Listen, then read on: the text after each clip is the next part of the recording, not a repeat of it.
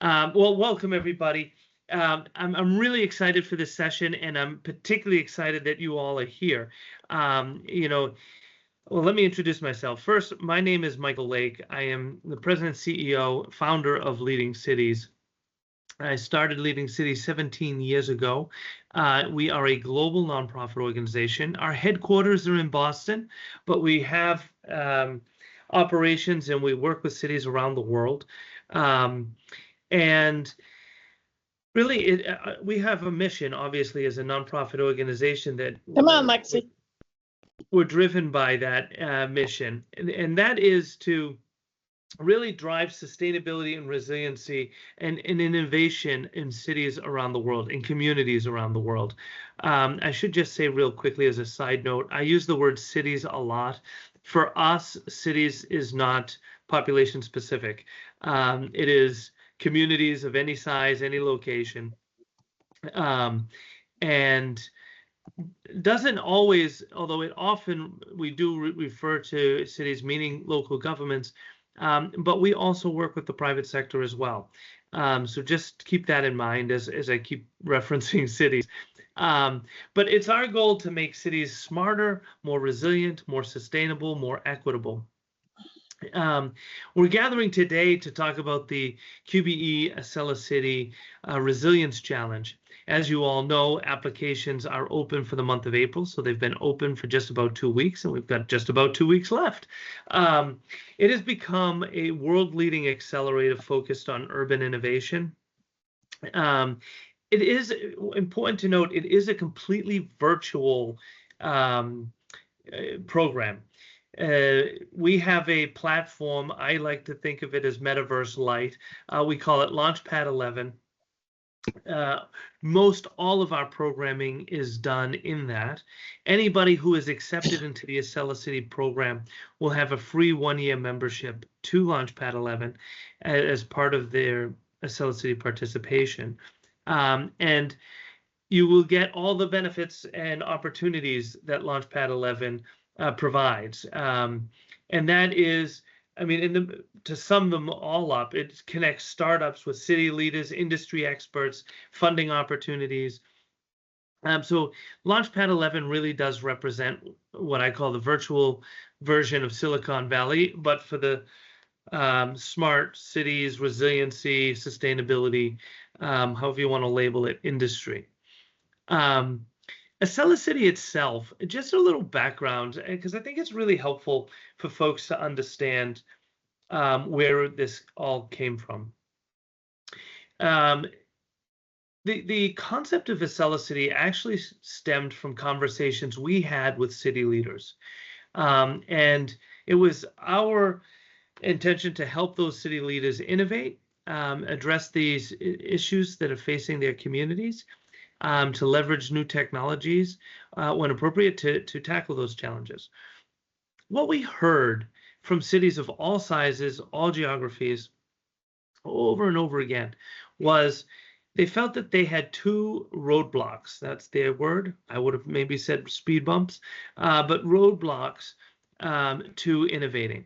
The first was a lack of awareness on what solutions were being developed around the world, and therefore what was available to them.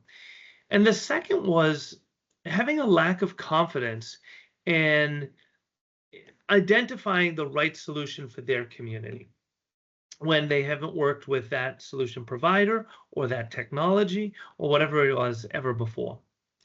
So in hearing this over and over again, it definitely became a roadblock for us achieving our mission. And so the initial thought was to create a competition. A competition that would leverage our network of international experts and city leaders, etc., to identify emerging solutions or lesser known solutions. And the idea was we would go through this competition to identify them and then vet them, leveraging our network of experts. And so by doing that, we would lift both the awareness level of cities as well as their confidence level in those solutions. Before we even launched it, when we started engaging startups kind of as part of our planning process, what we quickly realized is that there was a kind of a fundamental lack of understanding of how to do business with government specifically, the nuances of it, the challenges that government alone provides, and then we realized this was an opportunity to not just source and vet solutions, but to help lift and elevate the entrepreneurs and startups themselves by better preparing them to be good partners for cities, to understand what it means to be in that B2G space. And in particular, leveraging our relationships with cities to make the cities more confident in those entrepreneurs, that they do understand what it means to work with them as a city, that they're not going to be surprised when it takes a long time, average of 18 to 24 months to go through an RFP process, or what the expectations are if you should win it. So what we now do with the AcceliCITY program is not just raise awareness and confidence in this technology and in the solutions, but we raise confidence and collaboration opportunities between the entrepreneurs and the cities themselves. So in the end, for leading cities, to be very upfront about this, is as much as we see this as a very valuable thing to do and a necessary step to achieve our mission, in the end, our mission is achieved when projects happen. So we really measure our success not just like the number of startups we've helped or the number of cities we've connected to or whatever. We do measure these things, especially because some of our grant funders require us to. But for us, in terms of achieving our mission, it's really about how many clients you all end up with, how many contracts you end up with, and therefore how many projects are happening, because it's only when the projects start happening that we're actually achieving anything substantive towards our mission. And it's not just about doing pilots. I mean, we see pilots as a valuable tool. We're very mindful and very cautious about what I refer to as death by 1,000 pilots for startups. So we're not advocating that approach completely, but we do recognize that startups and building case studies is a really valuable tool to get more government clients. I always say that despite the name of our organization, the reality is cities hate to lead, but they love to follow. So for us, we do see pilots as an opportunity to let one city lead and then use the case studies to make it easier for other cities to follow. But again, for us, it's not just about the pilots. It's really like our mission really gets to be achieved when you all start scaling those pilots, when you start scaling your solution, whether it's within the same city that you may have done a pilot, to go full scale, or to scale it from city to city, from country to country, from continent to continent.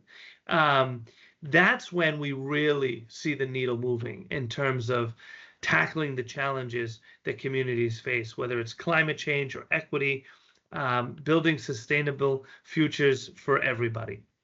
Now, to do that, I want to focus real quickly on the prizes here. As part of the AcceliCITY program, there is still that competition component. Our grand prize is $100,000 non-equity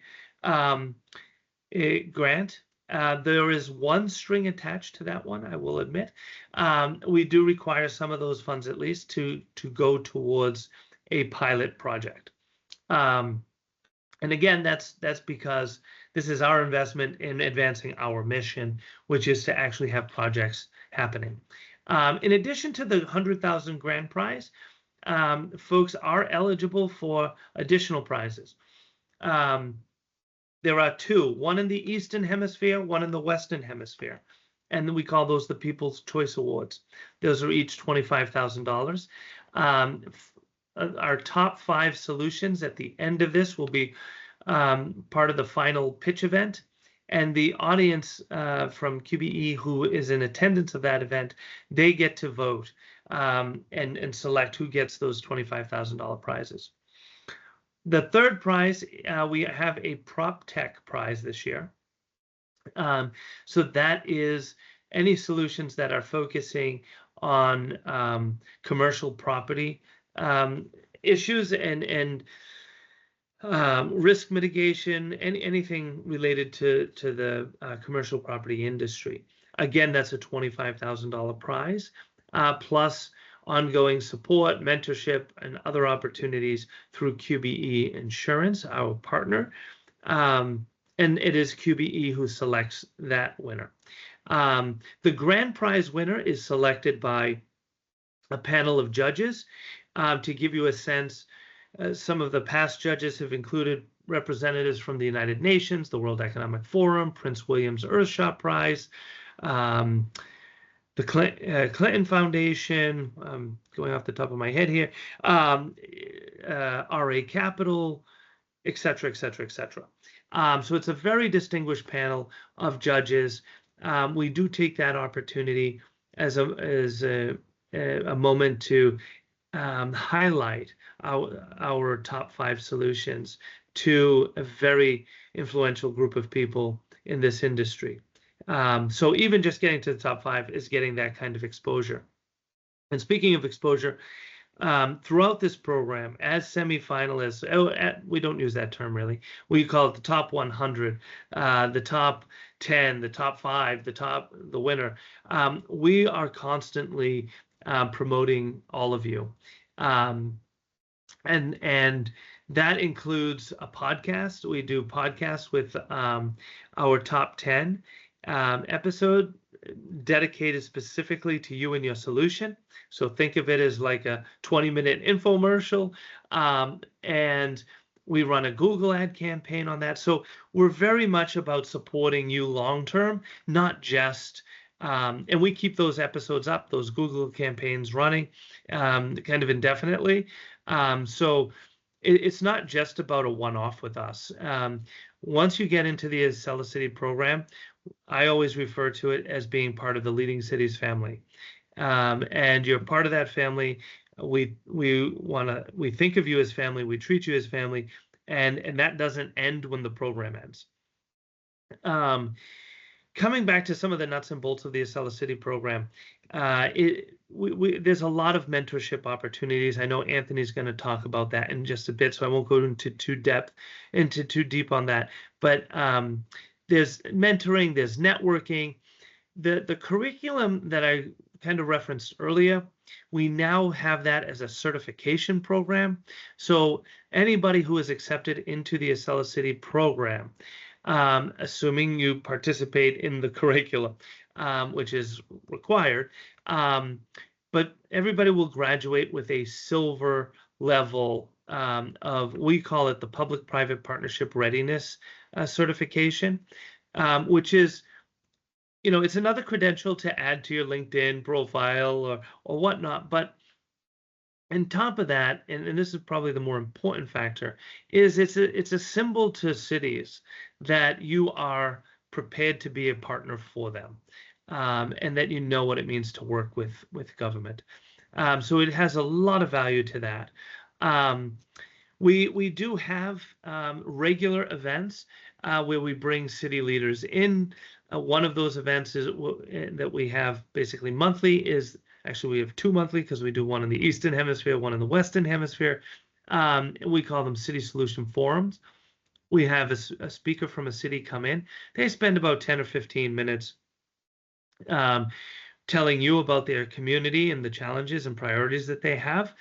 But the remainder of the time with them, the attendees line up single file, and you get to have a one-on-one 2-minute pitch with that speaker. It's an opportunity for you to introduce your solution to them. Now, you can't cover a whole lot in 2 minutes. It's really just to whet their appetite. And any solution that seems to the city to be a good fit, the city lets us know, and then we make an email introduction so you can engage directly with them, have a much deeper, more meaningful conversation about what working with them could entail. So it's a very business development focused opportunity there. Our curriculum is weekly certified classes. It's about 1 hour a week. So that's something to be mindful of as you're thinking about applying. There is that expectation. There are pilot project opportunities, which of course gain that real world validation for your solution. As I mentioned, you will have that 1-year membership to Launchpad 11, which gives you direct access to mayors, city planners, other government leaders that are specifically seeking innovative solutions.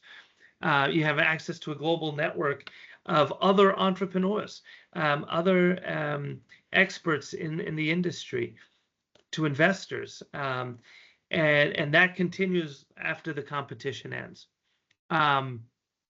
So overall, I just wanted to give you some of the dynamics, some of the history, and some a broad overview of what the AcceliCITY program is. But the truth of the matter is, I could talk about it till I'm blue in the face. I think the much more valuable thing to hear is from somebody who's been through it. You're not just taking my word for it. So before I introduce Anthony, I just want to remind everybody that applications are open now. They close on April 30th. There are no exceptions to that because there's a very tight timeline for all of those applications to be shared with the evaluators and then go through the whole selection process. We will be notifying folks that whether or not they've been accepted the beginning of June, and we kick off with our orientation sessions. Ava, do you know the exact date? It's slipping my mind at the moment, but June 3rd. June 3rd. So you want to be sure that you start putting those dates in your calendar. Don't wait till you're accepted because you might end up with conflicts.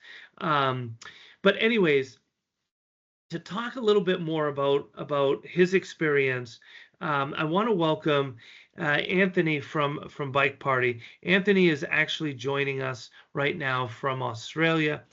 So Anthony, first of all, it's great to see you as always.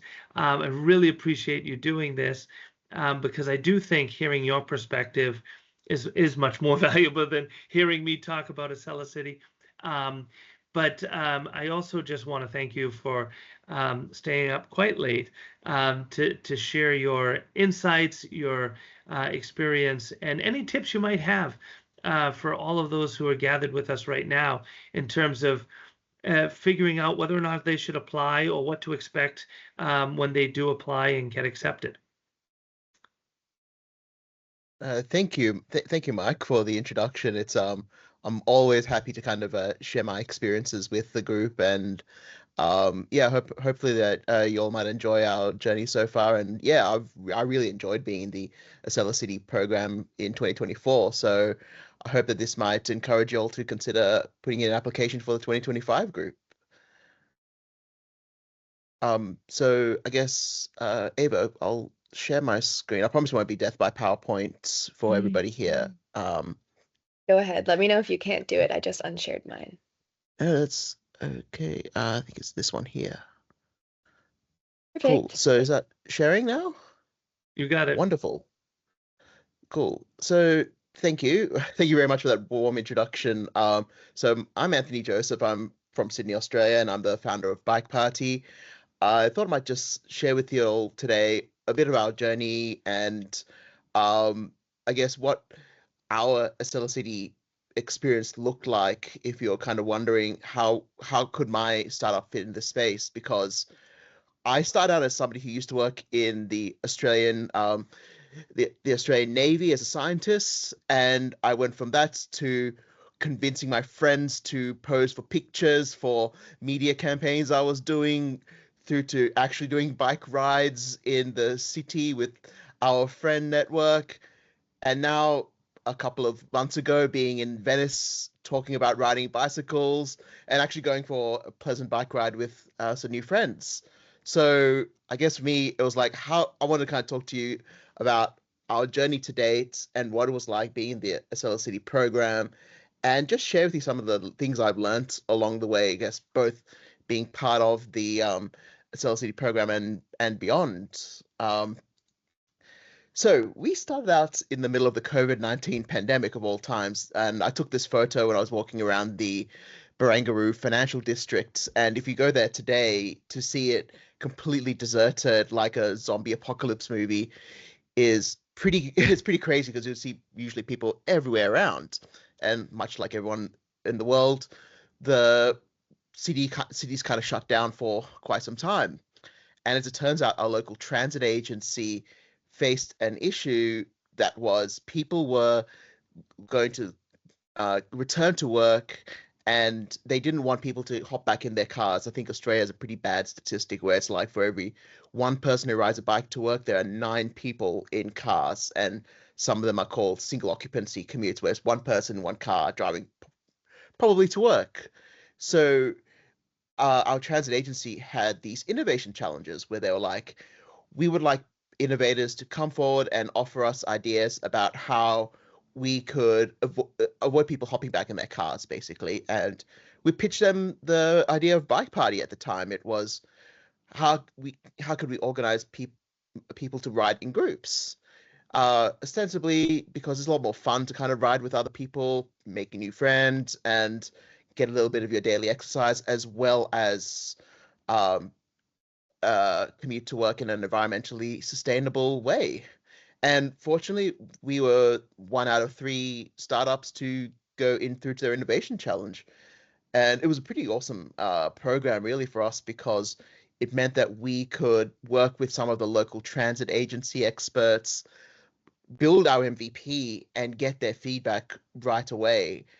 And we also got to uh, eventually get our endorsement through them, which allowed us to uh, have our solution somewhat assessed by usability, by security experts, to make sure that we were going in the right direction with our technology. And we ended up getting a formal endorsement from our transit agency, which was our first real bit of social proof, really.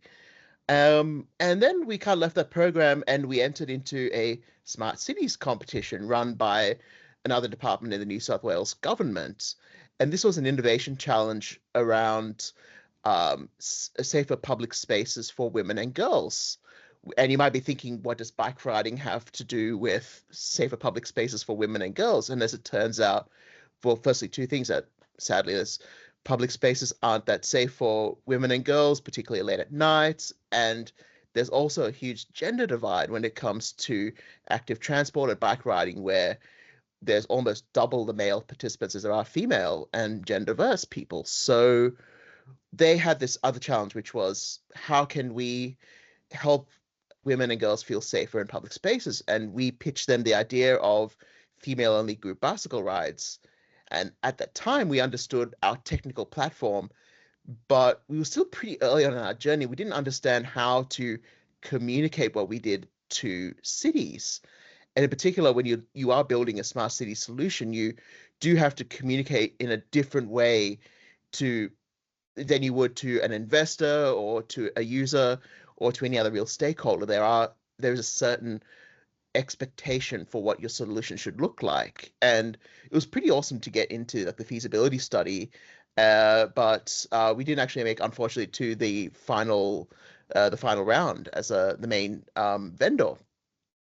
So then we were like, well, okay, I guess as any other startup, we probably should consider maybe raising capital. And this is where the infamous poop emoji slide kind of comes in, because trying to raise funds, I think like a lot of entrepreneurs very much underestimate what a capital raise looks like.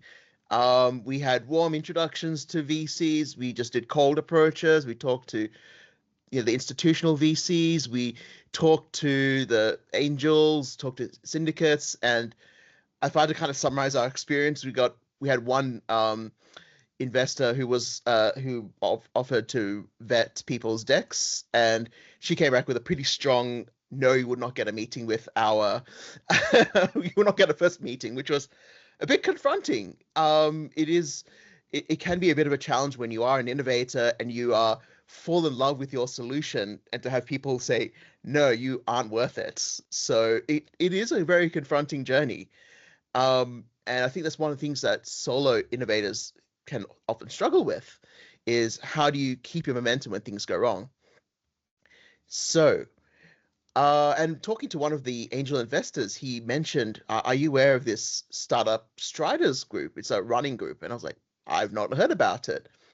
And I ended up talking through that to one of the guys who runs it. And I said, I know you got this great running group. Would you ever be open to a bike ride? Because I know there's people who are like me who are probably can't run a full 5K, but could probably ride a bike and probably would appreciate the physical activity. And he was like, yeah, that's great. So we did in all sorts of nerdy kind of ways the startup riders for the startup striders, where we had a biking group that was sat alongside the running group. So we would bike to the 5K and we make sure people got there in time so they could then run the 5K, or if you were like me, probably just do laps of the park and then meet up for the after run, after bike ride coffee social. So you can still get in your physical exercise and a bit of social interaction time with other founders who are quite honestly going through the same journey, maybe in different kind of stages. So that worked out to be a lot of fun, really, just making sure that you have to get up and get out and do a bit of exercise on a Saturday morning. And this is where I think we took a slightly interesting turn, because that's when we decided to apply for the 2024 QBE AcceliCITY Resilience Challenge, which is much like the situation that the people here attending are in. We understood our solution, but we faced this problem where we didn't really understand how to communicate what our solution did to cities in particular, especially if they have a particular problem that they're looking to solve, like carbon emissions or increasing active transport usage in their jurisdictions. They face very specific challenges, and we needed to really find the way that we could communicate our solutions benefits in the language that they understood. And it is a difference in understanding how to express your solution in a ways that city leaders understand, and understanding the very nuances of pitching your solution to a city. I think, as Mike kind of said, if you are even doing like a B2C, a B2B business model, is a very different business model to doing a business to government, B2G solution. So we got into the program and we made it through to the top 50 startups, which was still pretty darn awesome. When I think, and Ava, you can correct me if I'm wrong, I think we had 760 applicants in Yes. Yep. yes, worldwide who applied for the program. To make it all the way to the top 50, I think is a pretty special achievement. And I'll definitely talk about what it was like to go through the program in a little bit. But we finished the program at the end of last year. And as a part of that, we applied for the Toyota Mobility Foundation Sustainable Cities Challenge, because they were looking for innovators who had solutions, particularly for the city of Venice, who were like, we have all this bicycle paths, as you might not on the mainland, and they wanted people to ride bikes more. So lo and behold, in January this year, I was in Venice, a very cold Venice. Well, cold for an Australian, right? It was like 0 degrees Celsius. I don't know what that is in Fahrenheit, sorry. But coming from our peak of summer into the dead of Venetian winter was quite a jarring experience. But being the only Australian innovator, not only the only Australian innovator, the only innovator outside the EU and the UK to be there, was such an honor and such a privilege. And it kind of made me think about how far we have come in terms of understanding our solution and what it means to cities. So, and not only that, but the Sustainable Cities Challenge had 3 separate challenges. And one of our colleagues in the West, Tiami Networks from last year as well, made into the Varanasi in India challenge. So, of course, I'm a little bit biased, but I still think that there's something pretty special about the AcceliCITY program if 2 separate innovators in the same cohort can get into the same stage of the program. That's something special, I think, but I'm a little bit biased myself. So, what did our AcceliCITY journey look like? So, much like for yourselves, you're probably considering putting in an application. We filled out our application form, still not really understanding how our solution fit into the city's, uh, how the city does business, but we still put it in anyways, thinking this is what our understanding is so far. Let's obviously try to work at it. And luckily enough, we made it into the top 100. And this is the all too familiar site that you would see if you do make it into the top 100. We had weekly sessions with the teachers who would teach us different topics relating to different aspects of smart city technology solution development, whether it's how do you structure your business case, how do you do your business model, how do you, when you are pitching to cities, what do you need to consider? What are some of the other legal and technological issues you might come up in your journey? And I think, as Mike mentioned, there's two separate groups.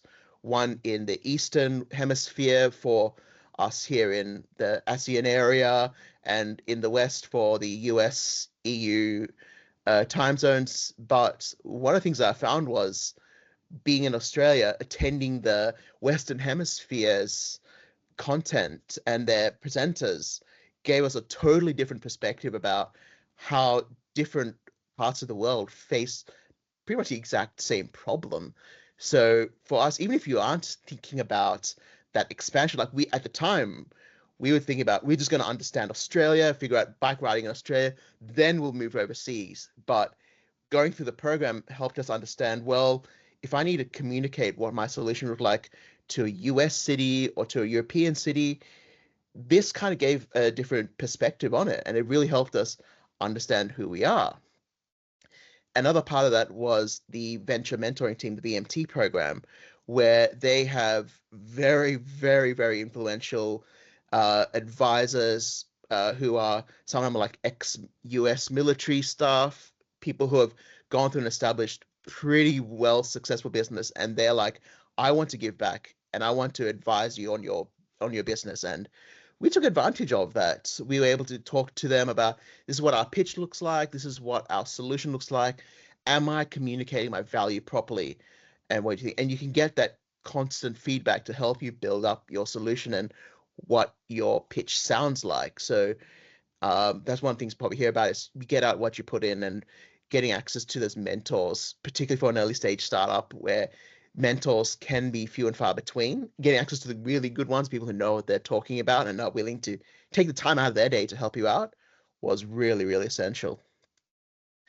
And to that end, we had the Smart Up Week, which was held at the latter part of the program. And this was an opportunity for us, once we got into the top 50, to talk to undoubtedly experts in smart city solutions, whether they were investors, whether they were city officials themselves, past solution designers, people who had the expertise in smart city solutions would sit down with you. You'd have a 10-minute pitch with them. You talk about what your solution looked like, and they would then interview you as if you were an investor, as if you were a city official, and you talk through your solution. And they would give you feedback as well on what you could work on, where you should be going, and that kind of thing. So it worked out. It was very, very valuable feedback for us. We had two solution innovators and one investor, and having those different perspectives of what an investor's looking for in a solution versus what an official looks like was pretty eye-opening for us. And earlier this year, well, I think earlier at the start of this month, actually, we participated in the so I think hope my presentation hasn't flaked on me, and I apologize for this because I think I've lost control of it. We were in the AcceliGov program, where what happened was we got to pitch our solutions to a bunch of cities, in particular the city of Torino. I think this is a time of the talk where I just wanted to share a little bit about what I've learned so far as somebody who's building a solution, and what that could look like for other people. So One of the things I found out was early on, every founder goes through a different journey. And as people may have known, if you've played the classic Super Mario Brothers game, obviously go through level by level, getting to the flagpole. Some people end up using the warp zones and would end up going through, skipping levels to get to the very end. And other times people end up making mistakes where end up just continually failing. And I think acknowledging failure is a huge part of being a founder as well. You will make mistakes, and I think having an environment that allows you to fail and fail in the right ways is important. So, and as an example of that, and this is honestly the top line here, was what our pitch looked like before I'd been in the AcceliCITY program. It was me, I don't know what it was, me trying to be fancy and technical and saying like, oh yeah, our solution is mobile app with a dedicated Saki infrastructure, a portal. And I think it must have been just confusing to any city officials trying to understand what we did. And later on in our program, we understood we just need to keep our pitch simple.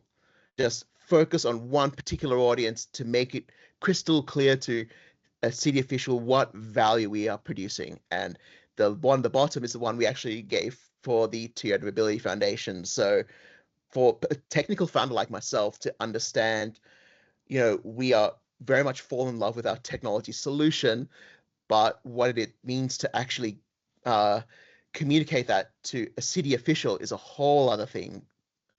And ultimately, one gets to the very end of the, and I gotta say this one because I think I managed to do that in 7 minutes, finish the whole game. So, and yeah, you're welcome. 7 minutes. So everybody, all founders eventually reach that stage in their this is where they reach a huge milestone.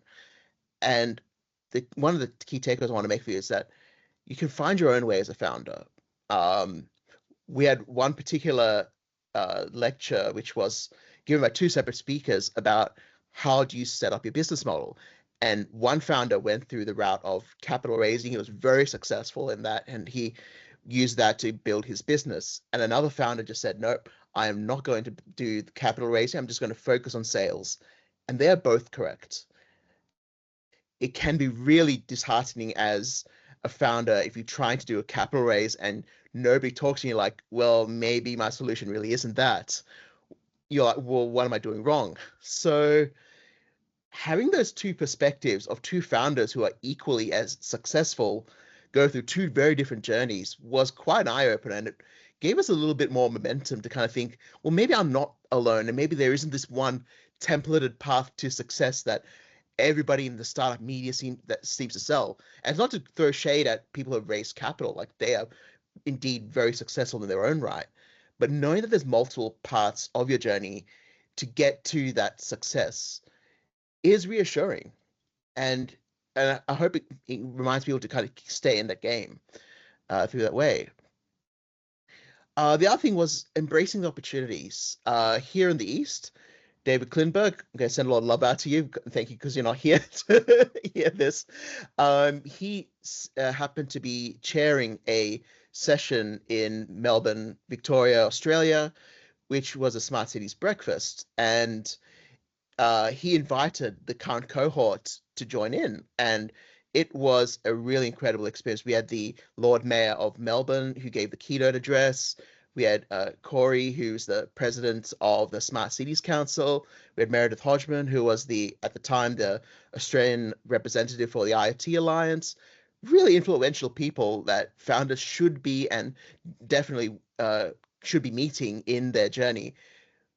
David gave those introductions to us. So some people who participated in the program, I think, saw it as like, this could be our ticket to $100,000. And I think if that's the extent of the vision for it, you really do lose a lot of the opportunities for us. For me, I to scrounge up some money to get my airfare from Sydney to Melbourne. I slept on my sister's couch to go to this talk first thing in the morning, and it was really incredible to get to meet some really influential people. And today we're members of the Smart Cities Council, and we're working with them to help us scale our solution worldwide. So these are the introductions that all founders need to help them build their journey, and it's also how you kind of scale. So that was a really cool opportunity, and I think one of the things that was great about the AcceliCITY program for us was embracing those opportunities. And finally, as well, it was the notion of giving back. So I particularly quite love this speech. This was the speech that Chadwick Boseman gave to Denzel Washington when Denzel Washington won the Lifetime Achievement Award, and it's quite a touching story if people haven't heard of it. So basically, Chadwick was studying at Howard University, and Felicia Rashad, who is another esteemed actress in her own rights, was teaching a course, and they had opportunity to send all the students to England to participate in the special course. And a lot of the students, like Chadwick, couldn't afford to go. So Felicia reached out to some of her network and said, we've got students who can't afford to go on this trip. Can you afford it? And as it turns out, Denzel Washington happened to have paid for Chadwick to go to this acting class. And it's quite amazing, really, when you think about people who will open doors for you as on your journey. And it is quite humbling as well. And the other thing is, as well, is it's also important to realize that you yourself as a founder can open doors for other people. You might have other founders in your network who are like, I need to meet somebody, and this is an actual true story. One of the people on the network was like, I need to find a person to work with who's like works in cooking and is in nonprofits in the city of Sydney area that I happen to live in. And I happened to hear my sister say to me, oh yeah, the nuns who work in a convent nearby happen to always do a soup kitchen. I was like, yeah, actually, maybe they could be a partner they could work with. And we made the introduction for this founder. So even though you aren't influential and you aren't big in your journey right now, you can still have the opportunity to open doors for other people. And it is a quite incredible thing to not only have people open doors for you, but for you to open doors for other people. And I'm particularly sure that karma is a very real force here in this world. Not to sound too hokey, but like the ability to open doors for other people, I'm sure opens opportunities for you. So, and not only that, but the journey is hard, and finding a network of people who can help you out in your journey as a founder, I feel is an essential part of success. And to that end, having that group of people, I found my people in the AcceliCITY program. So I hope I haven't talked too much. Sorry, I lost track of time really because I had that slight IT thing, but I think it was like 10 or so minutes left. So I should probably stop sharing my screen before everything dies. And if anyone has any other questions about what it's like to go through the AcceliCITY program, the application process, the program itself, I'm happy to answer them. But thanks for listening to me. Thank you, Anthony. That was so amazing. I love hearing you talk, and I love your little tidbits of information and stuff like that. That was awesome. And I really do appreciate that because yes, we could bore you all with the details of AcceliCITY, the technical details, what you're going to get out of it, but you can find that anywhere. This is what's really important is hearing from someone who went through the program and actually benefited from it. So thank you. You're amazing. I hope everyone else thought you were as amazing as I always do. And if you guys have any questions, please feel free. So Mike did have to hop off. He's usually better at this than I am, but I am super happy to answer any questions along with Anthony. Or might as well just to say thanks for coming. Applications are due April 30th. I'm so excited to see all of your applications in the Don't do what I did completed and leave it to the file. last minute. Do not Don't leave do it to the it. last minute. Do not leave it to the last minute. The system will It's keep badgering you to make your submission. Do not do Yep. what I did and leave it to the last minute. Exactly. It's relatively short, but you want to put in as much effort and as possible, and you want to be able to edit it. What is the URL for the applications? Great question, Nico. I'm going to grab that right now for you. For ease of access, let me grab it. Almost there. But anyone else have any questions, concerns? We're here to answer it. You can email me. You can email Anthony. Yes, anthony@bikeparty.com.au, or you can find me on LinkedIn. And this is actually another thing I probably should keep in the deck, which Yeah. was like one of the things that we did, like I realized only up until was maybe like midway through the program, was to actually reach out to all of the people who would come in and give the guest talks, because it does build up your own professional network. So when I reached out to the mayor of the Lord Mayor of Melbourne, I looked at our mutual contacts and I was like, I actually have like 10 people as a mutual contact, because I was messaging all the different people along the way. So I thought it does mean that you do have a network that you've built up before you start talking to city leaders, rather than being some random person off the street pitching a solution.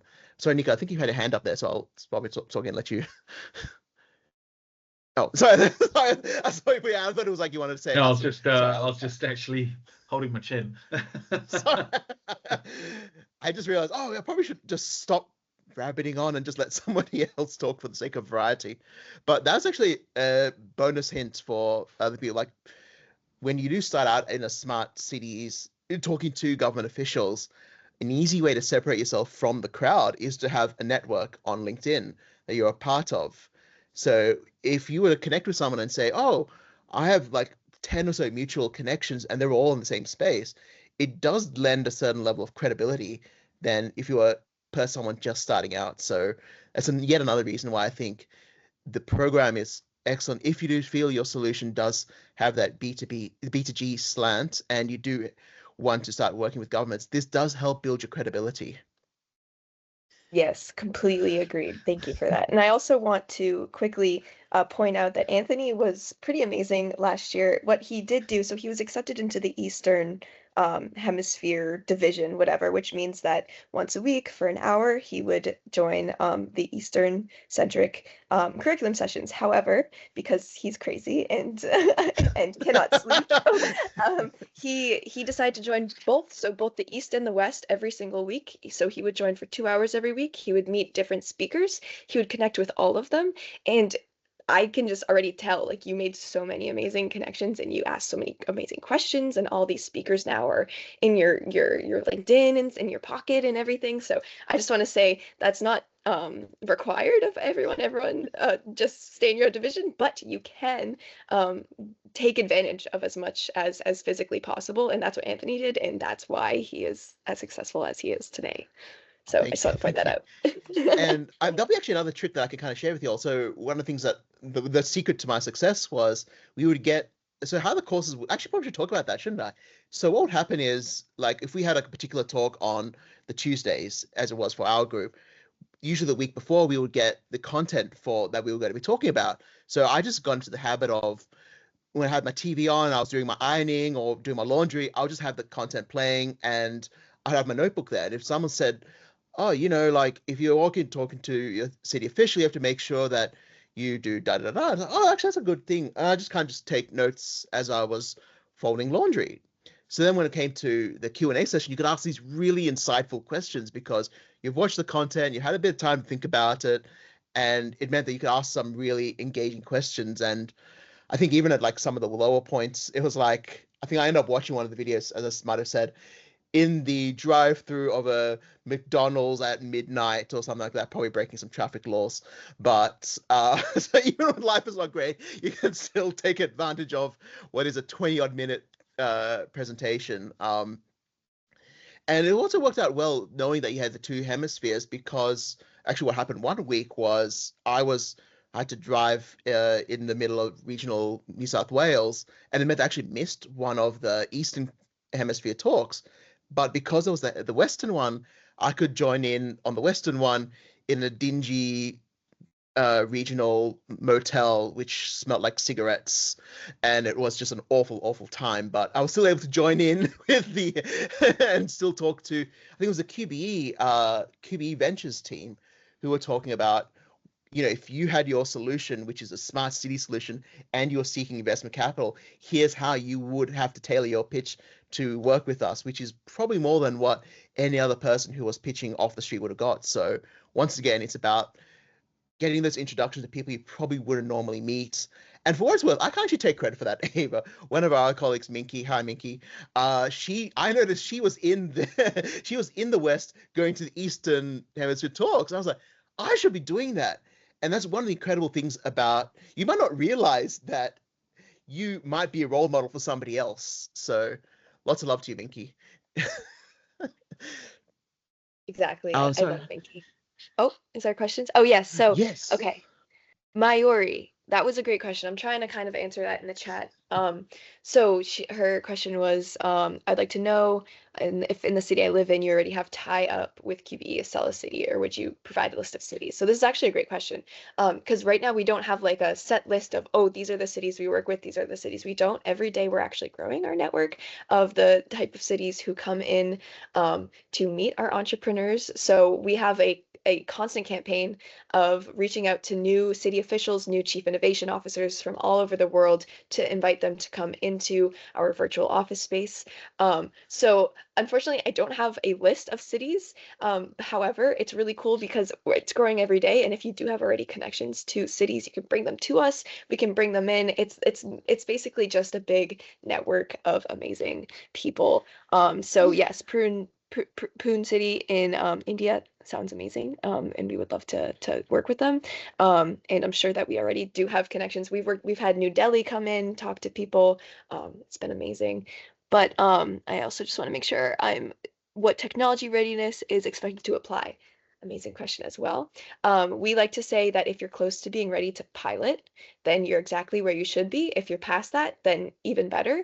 But what we do ask, as Mike did say in the beginning, is if you are the winner, at least some of the prize money to go towards a pilot in a city, just to further our impact, which is the most important thing. So that's why we say you have to be close to pilot ready. If you're not quite pilot ready yet, you can still apply, because you can use the summer to build up your credibility, your business models and everything like that. So yes, that was really long-winded. Anthony, do you have anything to add to that? I was actually going to add to it because I have a couple of things to kind of say, because there's it's an excellent answer as well. And I think there's actually another good thing about being in the program, because you'll find that people are at different stages of their journey. So for us, we had built our MVP as a part of the Transport for New South Wales incubator, but we had other founders who were building their MVP at the time that they were in the program. And we had other businesses who were very, very well established, and kind of seeing people across the spectrum was a good reminder that people are at different parts of their entrepreneurial journey. And something you can get really psyched out really easily when you see people like, oh, well, I've got customers in X and Y and Z country. And you're like, crap, I'm still haven't got any paying customers yet. You know, this is coming out of my credit card. So having people at different parts of the journey kind of does ground you a little bit. So either you're like, oh, you know, there are people at every different parts, and everyone has equal chances of success, really. Once again, it focuses on how does your solutions better cities rather than how far are you technologically in your journey. So and naturally does kind of bias towards the software startups, because as you could imagine, their cost to build their prototypes to demonstrate their solutions is a little bit cheaper than if you do have a physical hardware solution, but it should never stop you from doing that. The key here is about how do you communicate your solution to the cities rather than what your solution actually is. Great question. That was Yes. amazing. So I'm conscious of time. We've got 3 minutes left. I am open to answering any other questions in this 3 minutes, but I also want to let you all know, I will be emailing, I think, the recording of this. I'll email also the link to the application. What else? What else would be useful? I'll email the link to Leading City's website. And please use me as a resource. You get emails from me a lot, so please, I'm here to help if you have questions, concerns. Eva is awesome, and I'm saying that I'm not under duress either. So she is awesome. She does get back to you pretty quickly. So she is really good with that communications thing. So do take advantage of her support. Not under duress. Well, yeah. We have fun. We have fun. We do have fun. Thank you, Nico. Thank you, everyone. It was amazing to see you all. And I really look forward to see all of your applications in April 30th. Woo-hoo. Yeah.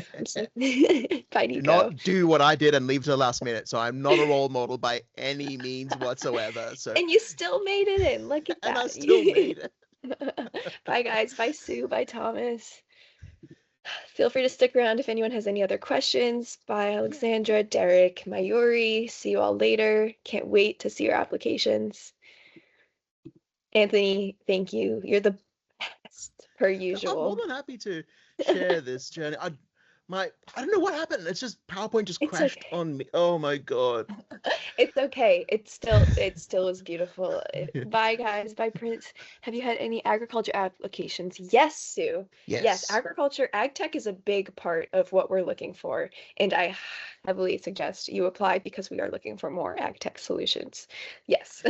Yeah, I guess it's not specifically ag tech, but there were a couple of like physical solutions that kind of made it not only into like the far ends of the program, but who actually won some of the awards. Like there was the reef Yep. solution. Rebarges.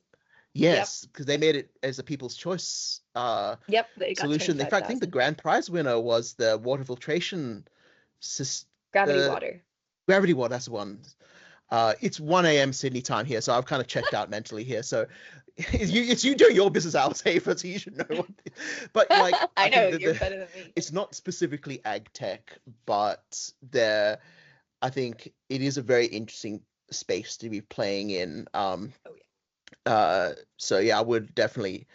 Not only that, but also consider the other bits. Like if you do have that prop tech bent to it, then consider applying for that specialist track as well. Exactly. But yeah, there were a couple of not necessarily ag tech specific, but ag tech adjacent solutions who went very, very far into the program. So you might very well end up being a dark horse in the program itself. So yeah. Exactly. Yes, exactly. And I'm remembering even like 2 years ago, we had someone who was specifically about like growing like home gardens in your home. I don't know. I love dark horses. Me too, Sue.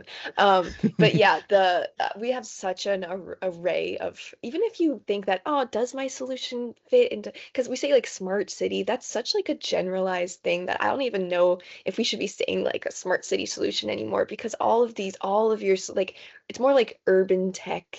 I think that's Yes. even too specific. Like, I don't know, like we're looking for anything. Smart cities still, exactly. Smart cities still need Yes. food. And people associate the word smart cities with like, oh, like tech and like drones and stuff like that. But no, it's not. It's about like resiliency and building like a way to make sure cities survive the next couple of years. So yeah.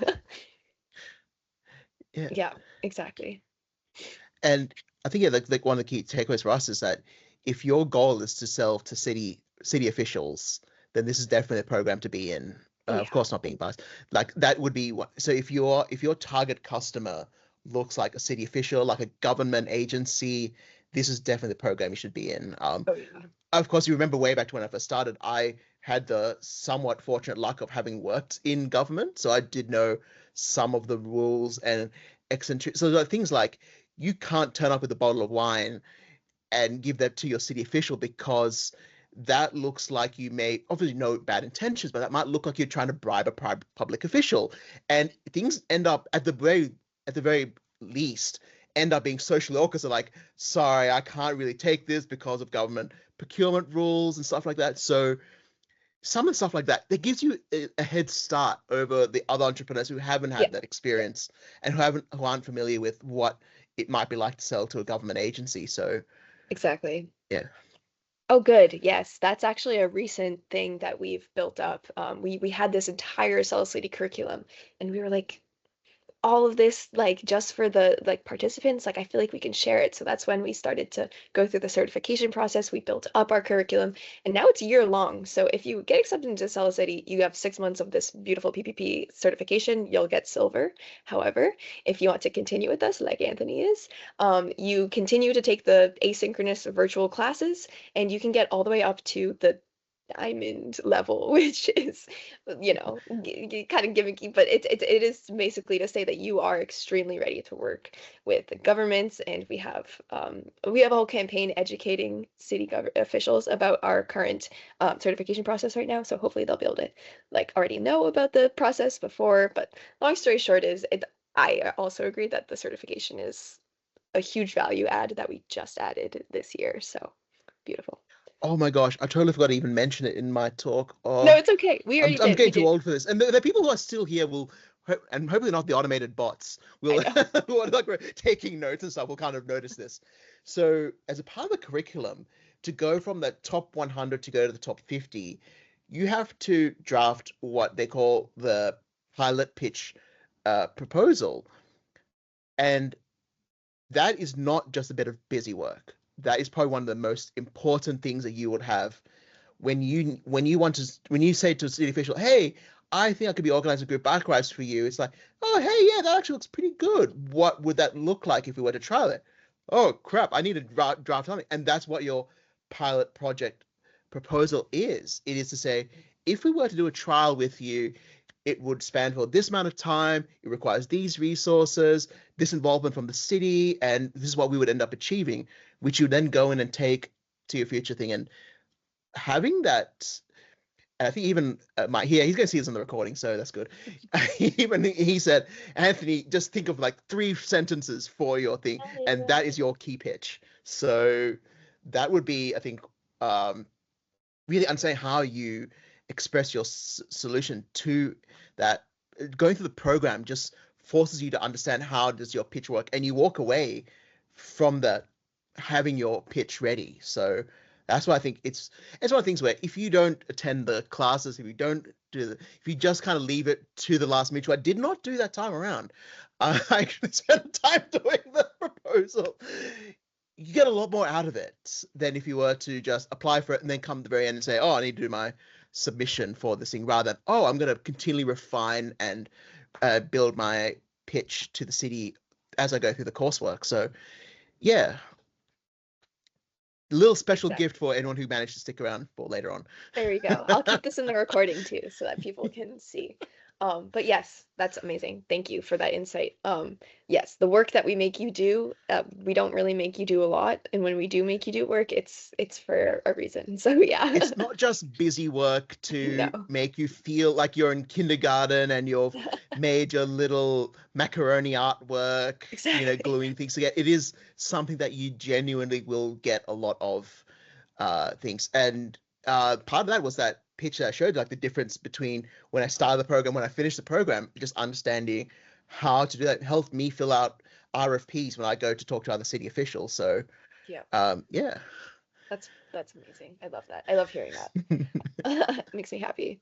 Okay, so I'm looking at the attendance. Most of these people, I think, are the AI takers. We've got Sue still in here. We've got Ashley.